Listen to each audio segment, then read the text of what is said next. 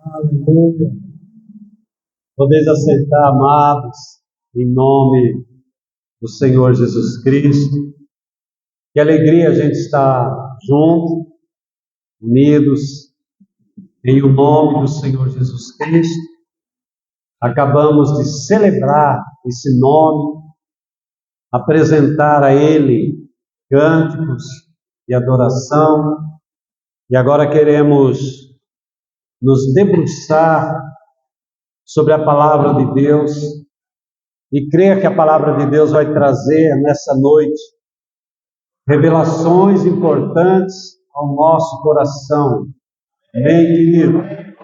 Então, convido os irmãos a abrirem a palavra de Deus na carta aos Romanos. Romanos 8 e o versículo de número 28.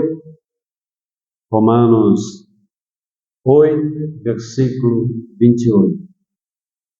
É um texto bastante conhecido da igreja, mas nós queremos extrair dele revelações importantes ao nosso coração.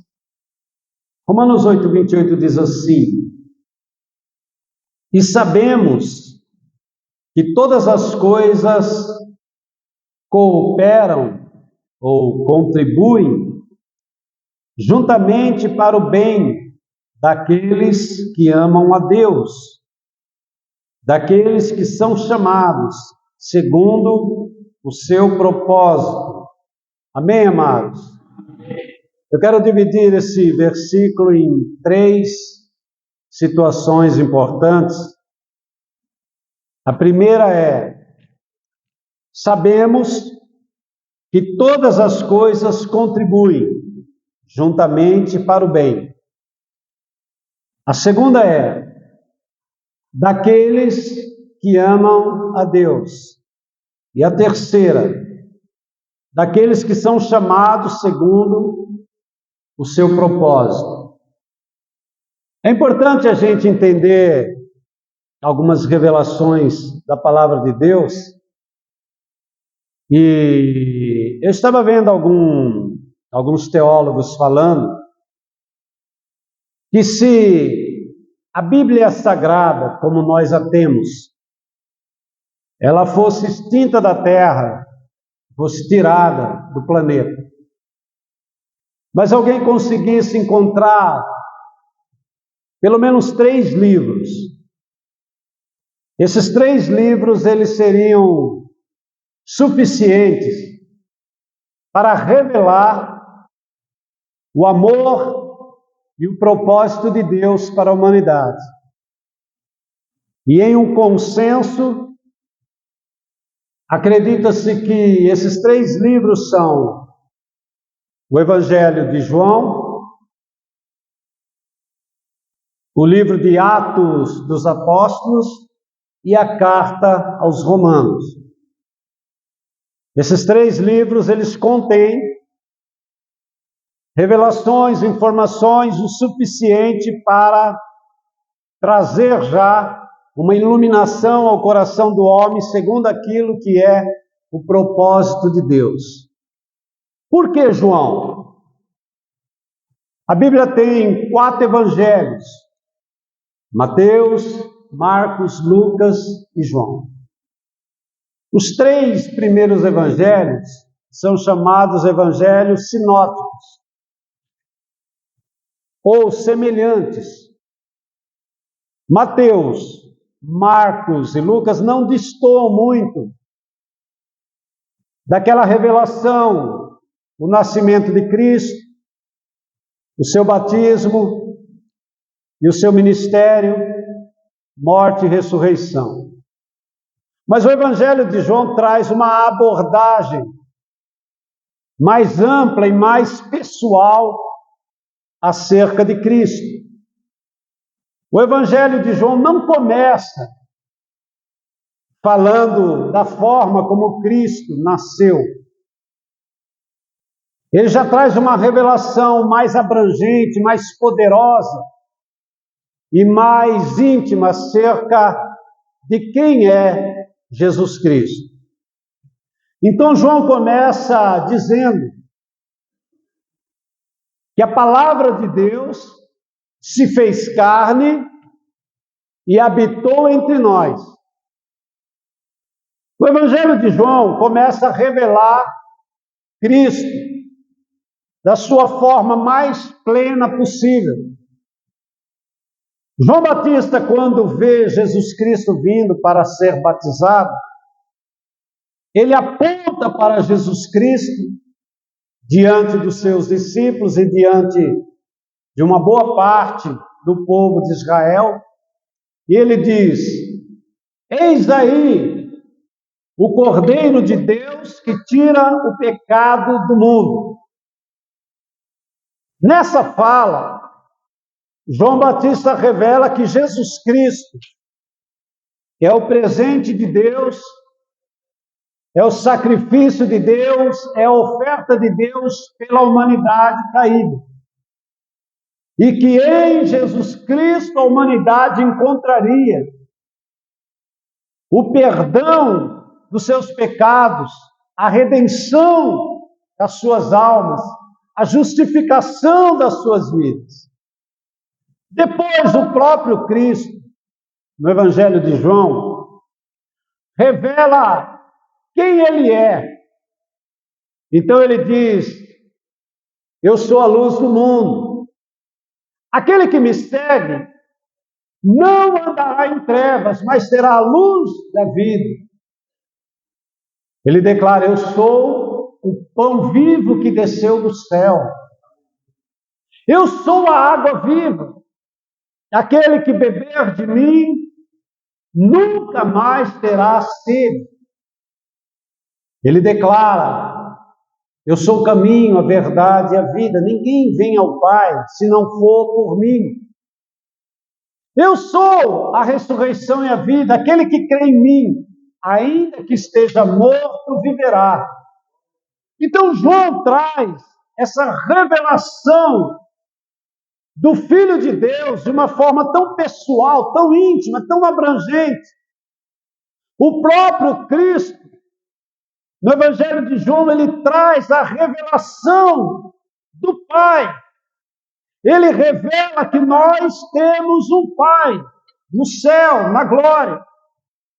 Então esse Evangelho, por si só, ele já revela o propósito de Deus para a humanidade. Salvar a humanidade, transformar a humanidade. Quando nós entramos em Atos dos Apóstolos, nós vamos encontrar a vida do Espírito Santo. Jesus Cristo vaticinou isso, ele disse que ele voltaria ao Pai, mas ele não nos deixaria órfãos, ele enviaria o seu Espírito para que estivesse conosco para sempre. Então, o Atos dos Apóstolos vai trazer essa revelação tão poderosa. O Espírito Santo vem, o Espírito Santo entra no coração das pessoas, o Espírito Santo faz morada, e o Espírito Santo vai estabelecer a igreja de Cristo como o corpo de Cristo. Então, através do Espírito Santo, agindo e atuando junto com a igreja, homens fracos, mulheres fracas, são revestidos de poder para se tornarem testemunhas eficazes do nome de Cristo, não somente ali em Jerusalém, mas na Judéia, em Samaria e até os confins da terra. Amém, querido? Então o Espírito Santo vem. Então em Atos nós vemos a formação da igreja, o estabelecimento da igreja como corpo de Cristo. E ali nós vemos o Espírito Santo levantando homens cheios da glória, mulheres cheios da presença dele, para revelar Cristo ao mundo. Agora nós entramos na carta de Paulo aos Romanos. A carta de Paulo aos Romanos, ela vai trazer revelações importantíssimas, ela vai trazer uma abordagem de Deus que talvez nós não estejamos acostumados. A ideia primária nossa é conhecer Deus como Deus que ama. No próprio Evangelho de João, Jesus Cristo diz assim: porque Deus amou tão intensamente a humanidade que enviou o seu Filho, para que todo que nele crê não pereça, mas tenha a vida eterna. Então nós acostumamos com o Deus que ama. Isso é maravilhoso porque Ele ama mesmo. Ele ama incondicionalmente e Ele ama de uma forma plena, de uma forma gloriosa, de uma forma intensa. Amém, querido? E no seu amor, Ele nos dá a salvação em Cristo Jesus. Mas Paulo, na carta aos Romanos, ele vai trazer uma revelação que nós não estamos acostumados. Ele declara que nenhum homem está indesculpável diante de Deus. Ele diz que ninguém pode alegar que nunca ouvira falar de Deus, que não conhece Deus, que não sabia de Deus.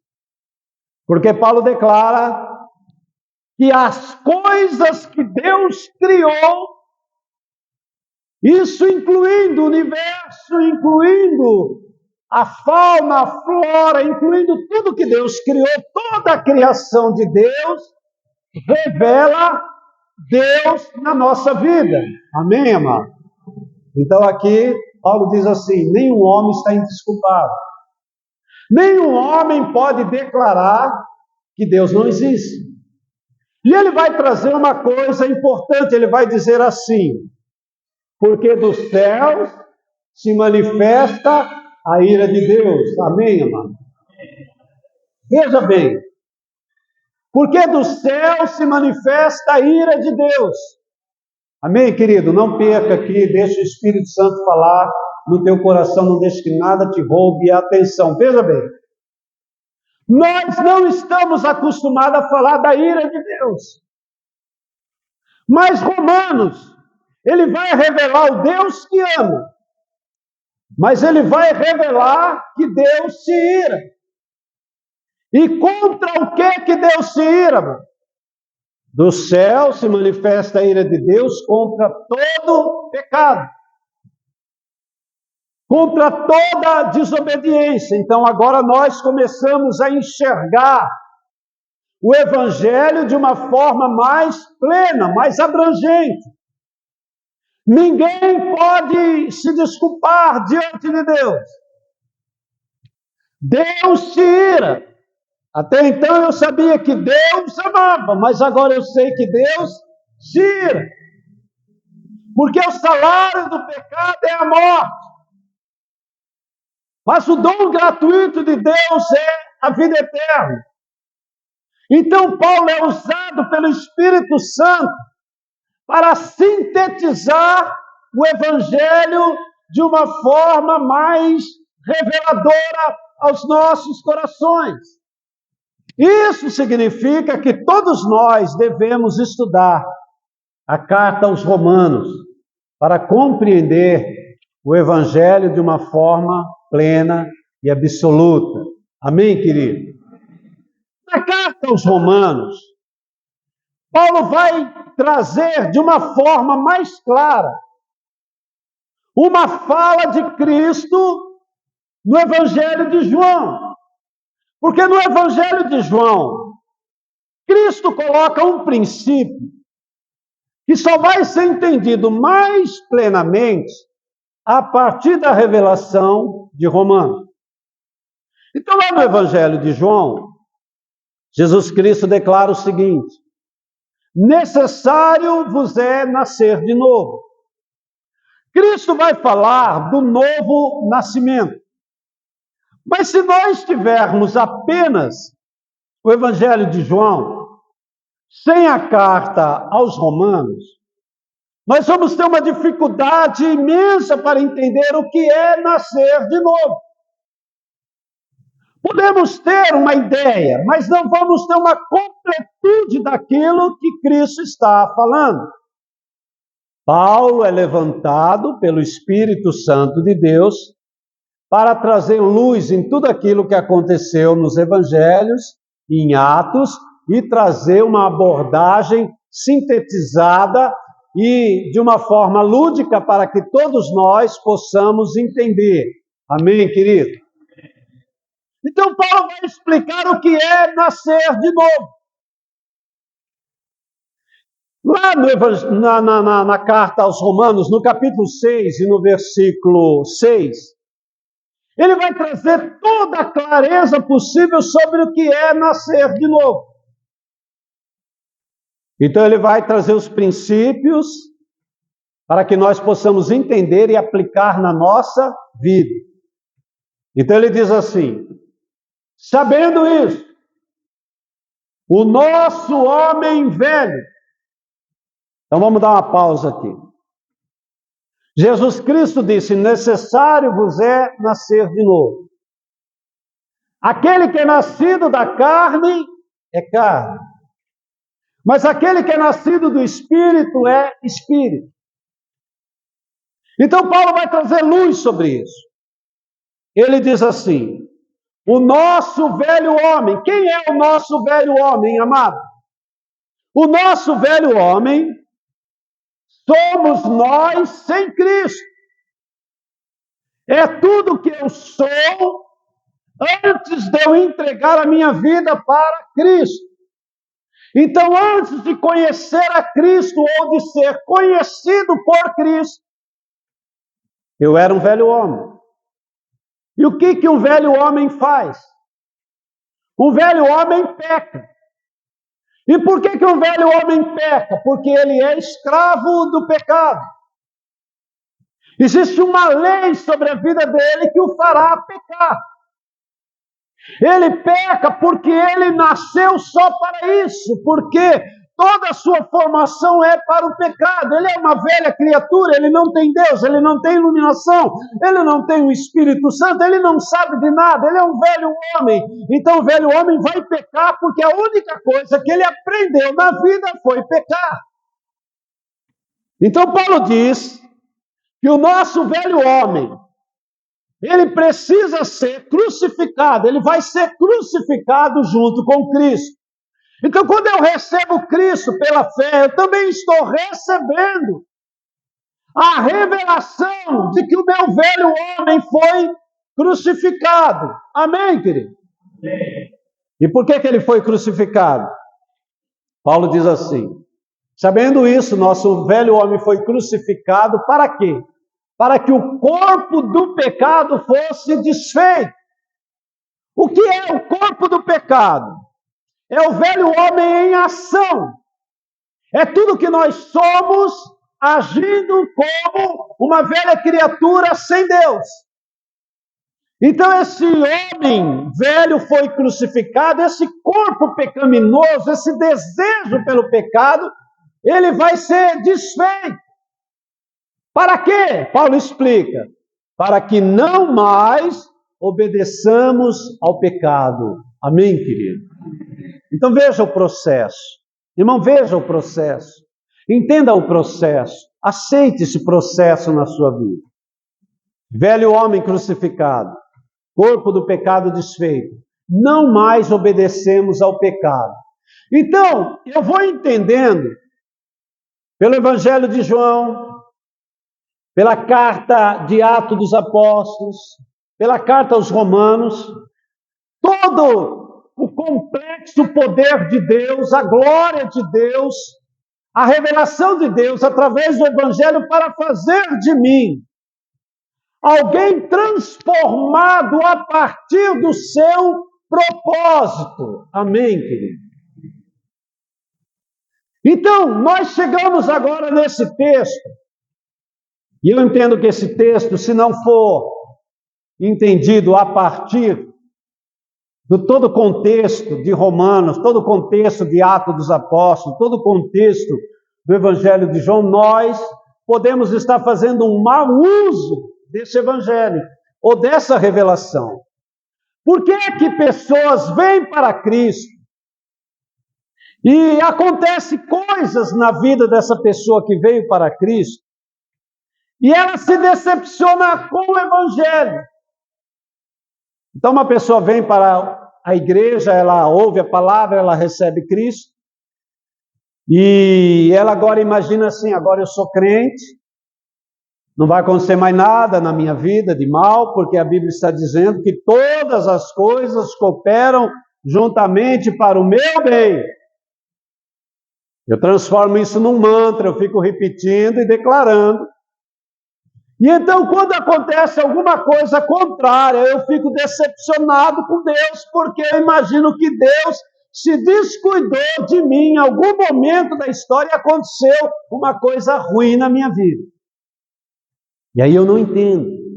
Aí eu me decepciono, e eu me entristeço, e eu me aborreço, eu me afasto de Cristo, porque aconteceu uma coisa que não deveria acontecer na vida de um crente. Mas veja, nós precisamos entender o texto na sua forma mais clássica e mais reveladora possível. Paulo está dizendo: sabemos, nós temos certeza de que todas as coisas, que coisas, irmão? Todas as coisas. Não é algumas coisas, mas todas as coisas. E quando nós falamos todas as coisas, nós estamos falando coisas que nós achamos bom, coisas que nós achamos que não são tão boas, coisas ruins, coisas que entendemos, coisas que não entendemos. Então, está abrangendo aqui todas as coisas. Sabemos que todas as coisas, elas contribuem juntamente para o bem. Mas para o bem de quem, amado? Para o bem de quem? Amém, querido? Para o bem daqueles que amam a Deus. Opa! Já temos aqui um pouco mais de informação. Já temos um pouco mais de luz aqui. Agora vamos voltar na primeira fala. Imagine você ter certeza de uma coisa. Irmão, acho que não tem um nível de segurança mais poderoso do que esse. Imagine você ter certeza de uma coisa. Tudo que acontecer na sua vida, Deus vai transformar em bênção na sua vida. Amém, querido? Existe uma forma mais segura de viver? Você pode fechar o olho e descansar, amado. Porque todas as coisas que acontecerem, Deus a transformará para que contribua com o seu bem. Então Deus cria aqui uma forma tão poderosa de segurança, que nos dará um descanso, que nos tirará de qualquer tipo de ansiedade, porque nós então agora estamos seguros na proteção daquele que tudo pode fazer. Amém. Então vamos lá. Sabemos que todas as coisas contribuem, todas, juntamente, para o bem. Mas para o bem daqueles que amam a Deus. Então é condicional. Existe uma condição para aqueles que amam a Deus. E quem são aqueles que amam a Deus? Ou, o que é amar a Deus? Ou, como é que eu amo a Deus? Perguntaram para Jesus Cristo qual que era o maior mandamento da Bíblia.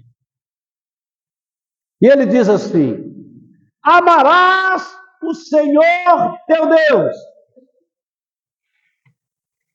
de todo o seu coração, com todo o seu entendimento, com toda a sua força e com todo o seu pensamento. Amém? Então veja, isso significa que a segurança de que todas as coisas contribuem para o meu bem, ela está condicionada à ideia de que eu preciso amar a Deus. Mas eu preciso amar a Deus nos moldes da palavra de Deus. É da forma como Deus me revela o seu amor, a forma como eu vou amar a Deus é aquilo que está escrito na sua palavra. De todo o meu coração, com toda a intensidade, com toda a minha força, com todo o meu entendimento, todo o meu pensamento, com tudo que eu sou, com tudo que eu tenho, amar a Deus acima de tudo. Amém, querido? Então vamos fazer uma conta rápida aí no nosso coração. Antes da gente se queixar de que nem todas as coisas estão cooperando, e antes da gente se queixar de que estão acontecendo algumas coisas que parece que não estão enquadradas nesta revelação, vamos analisar o nosso coração e vamos ver com que intensidade nós amamos a Deus. O apóstolo Paulo, e ele é o homem que escreveu tudo isso aqui, ele pensando na vida dele, ele disse assim: para mim, o viver é Cristo e o morrer é lucro. Vamos prestar atenção nisso. Paulo está dizendo assim, que enquanto ele viver, não vive ele, mas Cristo vive através dele. Então ele entregou a sua vida integralmente a Cristo, de forma que toda manifestação da vida dele é Cristo. Ele se move em Cristo, ele fala através de Cristo, ele revela Cristo, ele vive 24 horas para Cristo. Amém, querido? Então, o meu viver é Cristo, o morrer é ganho, é lucro. Já nem sei o que escolher. Porque se eu estou vivendo, Cristo está sendo manifestado. Se eu estou vivendo, pessoas estão conhecendo Cristo. Se eu estou vivendo, Cristo está gerando vida. Se eu morrer, estou na glória para sempre. Então esse homem entendeu o que é amar a Deus. É uma entrega total da nossa vida. Querido, isto é inegociável. Deus não está negociando conosco ou dizendo, olha, se você gostar um pouco de mim, eu estou muito feliz.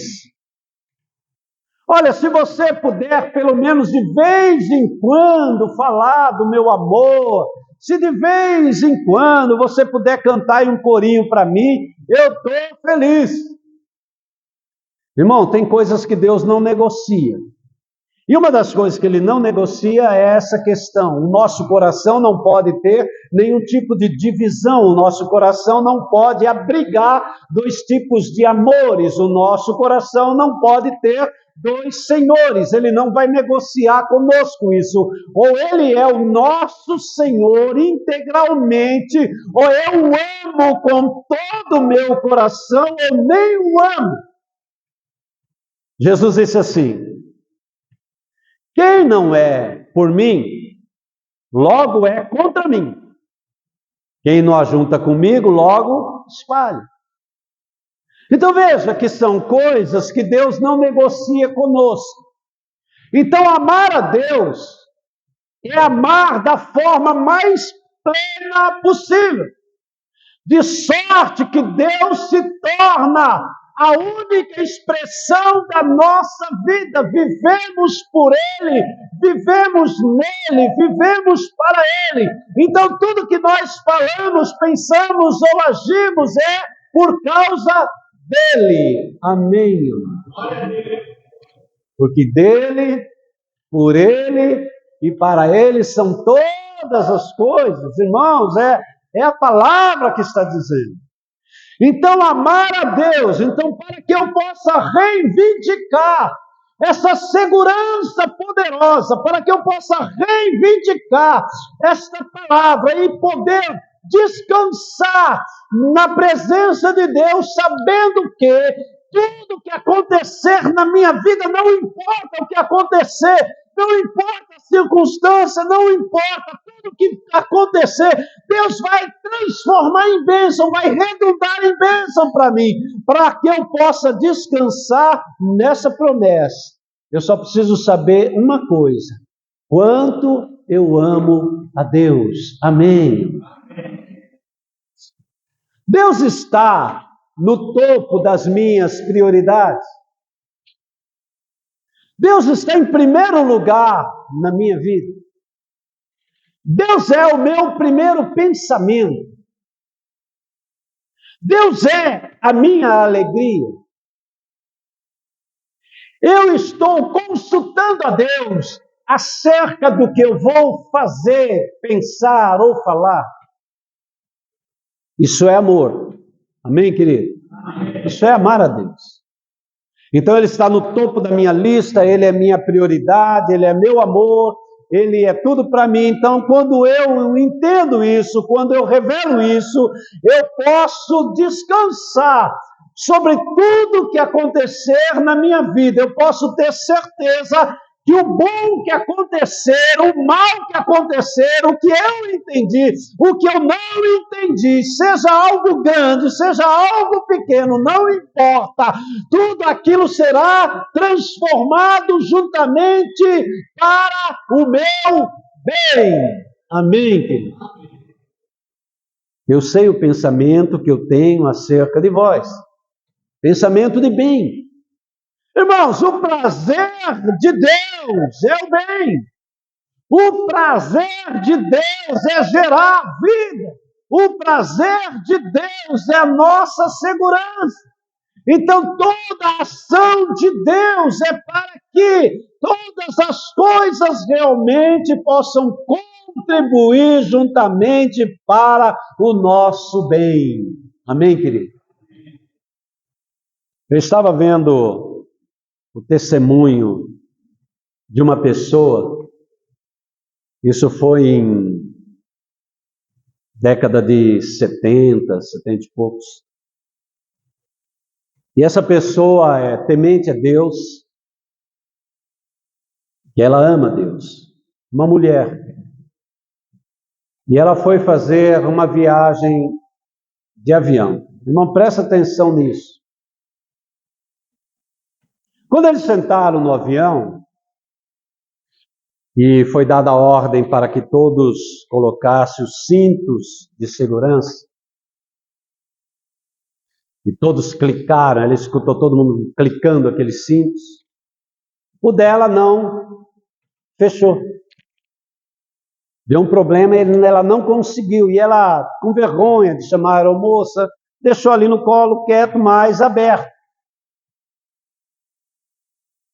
E esse avião saiu, e estava sobrevoando uma floresta nos Estados Unidos, e deu uma pane, o avião com 160 pessoas caiu.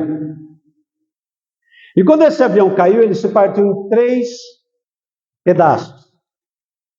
E como ela não estava afivelada, ela foi lançada fora do avião.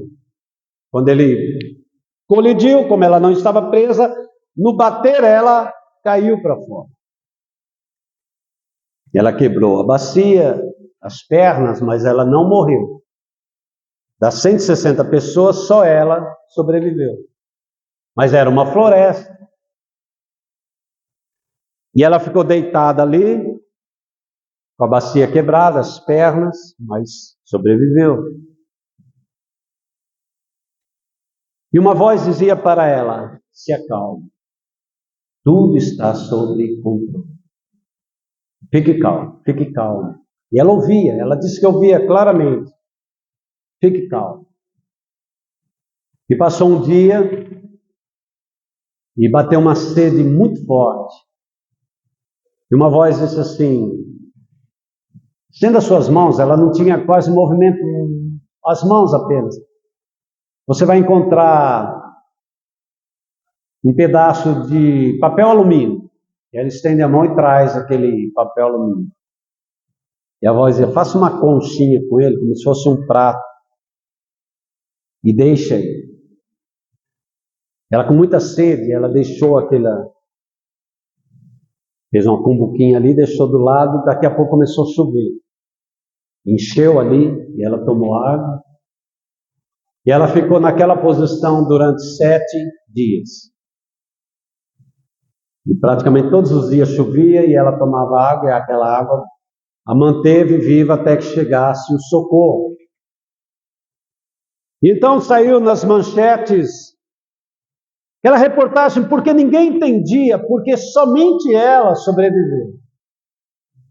E depois ela deu o testemunho do cinto.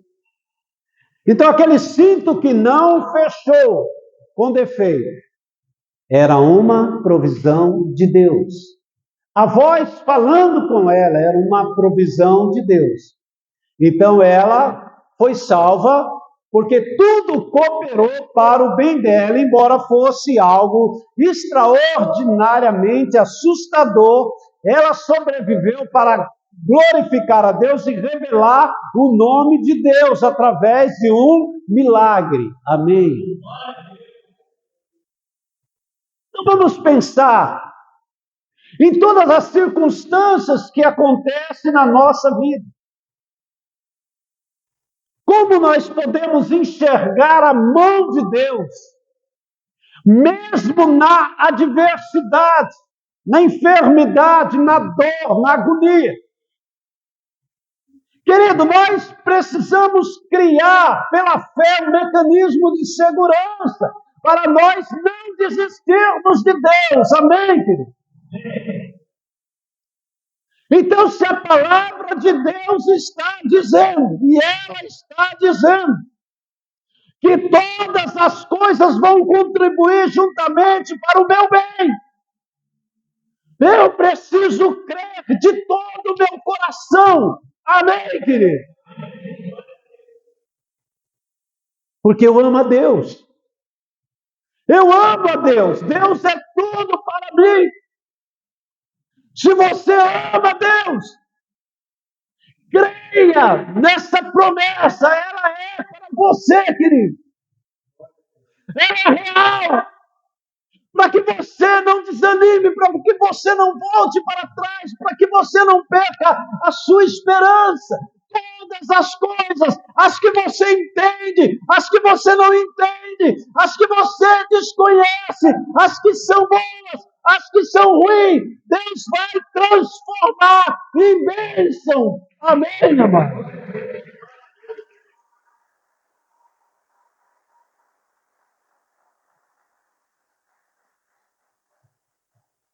Amar a Deus é um privilégio, não é algo ruim.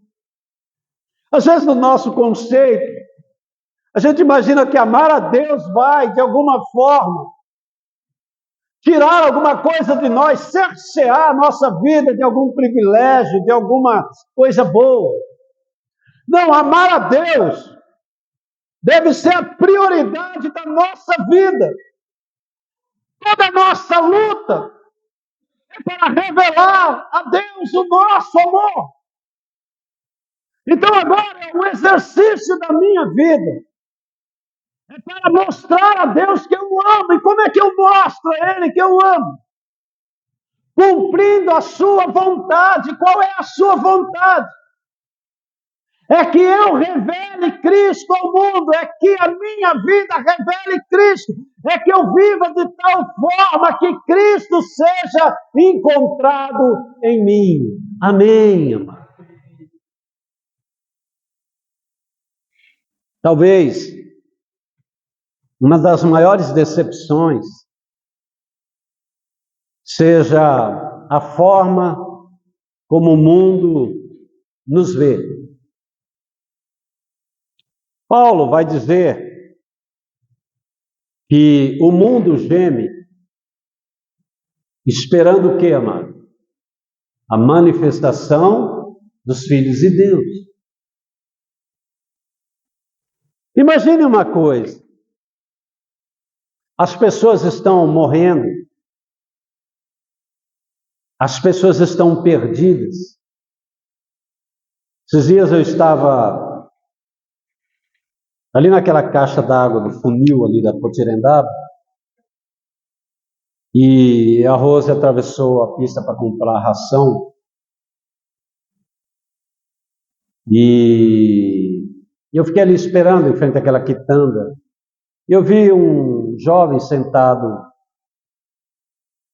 no banco, e eu vi que era morador de rua, mas jovem, e eu me aproximei dele para puxar uma conversa, um diálogo, e ele me pediu uma ajuda, porque ele estava com fome,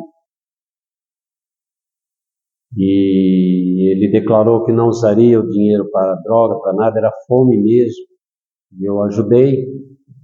Eu falei de Cristo para ele, e ele olhou para mim e falou: obrigado, porque alguém ainda se preocupa comigo. Eu vi nos olhos dele a alegria de saber que alguém estava ainda preocupado com ele. Então eu fico pensando no meu coração. Nós podemos transformar a sorte de um monte de pessoas que estão perdidas, estão caminhando para o inferno, estão condenadas, estão destituídas da glória. E Cristo habita em nós pelo seu Espírito Santo, e Ele espera que as pessoas encontrem a salvação, a luz, o pão, a água, a glória de Deus através da nossa vida. Amém. Você já parou para pensar nisso? Que uma pessoa que estava indo para o inferno, condenada por uma eternidade, pode encontrar salvação na sua vida, pode encontrar Cristo na sua vida, e ter a vida transformada. Você já parou para pensar nisso? Então veja, aqueles que amam a Deus, e na última parte diz que são chamados segundo o seu propósito. E aqui nós precisamos entender plenamente qual é o propósito de Deus para nós. João vai revelar em João 3,16 que Cristo é o unigênito Filho do Pai. Então, o Cristo que vem do céu, ele é o Filho único do Pai. É o único Filho que Deus tem. Mas a missão de Cristo, conforme Hebreus fala, e o próprio Paulo vai falar, é que Cristo vai gerar novos filhos para Deus. Então ele desce como unigênito Filho do Pai, mas na terra, pela sua vida santa, sua morte sacrificial e a sua ressurreição, ele não vai voltar mais como o Filho unigênito do Pai, mas ele vai voltar como o primogênito do Pai, porque ele vai deixar muitos irmãos aqui. Amém? Então, o propósito de Cristo é revelar o Pai e gerar filhos para a glória. Então, agora, Cristo não é o Filho único, Ele é o Filho primogênito, Ele é o primeiro dentre os mortos, Ele é a primícia de Deus, mas nós nos tornamos filhos de Deus em Cristo. Por isso que Paulo fala em Romanos, no capítulo 8, do versículo 14 a seguir, ele diz assim: e todos os que são guiados pelo Espírito de Deus são filhos de Deus. E se nós somos filhos de Deus, logo nós somos herdeiros de Deus e co-herdeiros com Cristo. Ou seja, agora nós temos a mesma herança do nosso irmão Jesus Cristo. Amém, amado? Herdeiros do Pai e co-herdeiros com Cristo. Então, o propósito de Deus é gerar em nós o seu Filho. De sorte que agora, Ele olhando para nós, Ele possa dizer: esses são os meus filhos amados em quem eu tenho prazer. E como é que Deus vai ter prazer em nós? Se nós o amarmos de todo o nosso coração. E se nós o amarmos de todo o coração, nós estamos seguros, porque todas as coisas, absolutamente todas as coisas vão cooperar para o nosso bem. Quem crê nisso, diga amém. Diga glória a Deus, amado. Você pode se colocar em pé. Quem creu nessa palavra, querido? Então, amado, você vai descansar na promessa de Deus. Eu sei que às vezes é difícil a gente conciliar algumas coisas que estão acontecendo, mas ao invés de você se preocupar com o que está acontecendo, apenas exercite o seu amor, apenas declare: Senhor, eu te amo, eu vou te amar de todo o meu coração, e na forma como você expressar esse amor, então todas as coisas vão cooperar. Você vai descobrir que aconteça o que acontecer na sua vida, você vai entender que Deus vai redundar, transformar aquilo numa bênção. Por isso que Paulo, na sequência desse texto, ele declara: quem poderá nos separar do amor de Deus? Nem a fome, nem a morte, nem a angústia, nem demônio, nem nenhum tipo de situação vai nos separar desse amor. Nós estamos ligados, conectados nesse amor, e ninguém vai nos separar,